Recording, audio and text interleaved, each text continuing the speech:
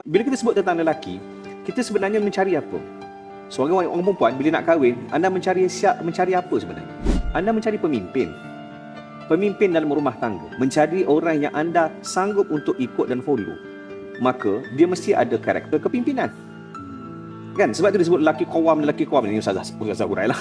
Kan? Jadi maknanya kita nak cari suami, kita nak cari orang yang boleh memimpin kita. Kita nak cari orang yang boleh yang kita sanggup untuk taat dan ikut dia. Sebab tu saya pesan kepada orang perempuan, saya kata kan, Ustaz Izzah kan, saya kata jangan kagum dengan lelaki yang bagi hadiah kat kita, yang suka buat surprise, yang treat kita macam princess semata-mata. Jangan jatuh cinta semata-mata kerana karakter itu.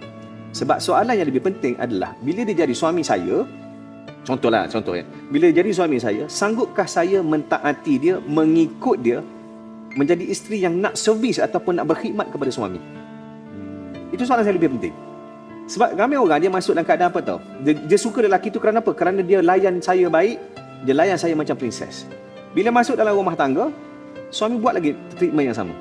Suami buat lagi tak? Kalau suami buat, alhamdulillah, tapi suami dah tak buat. Sebab suami dah fokus pada tanggungjawab. Dia dah jadi pemimpin kan. Jadi sebab tu ada isteri yang sentiasa menuntut. Kan? Kenapa abang tak buat saya macam ni? Kenapa abang tak buat saya macam dulu? Sedangkan fasa tu sudah berubah.